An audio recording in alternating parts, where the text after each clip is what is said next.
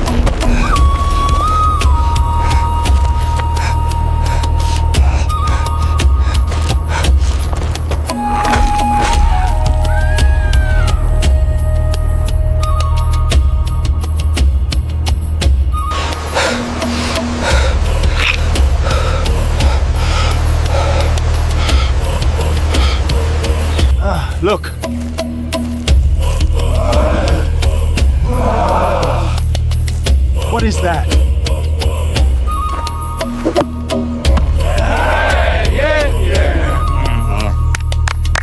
It's mine.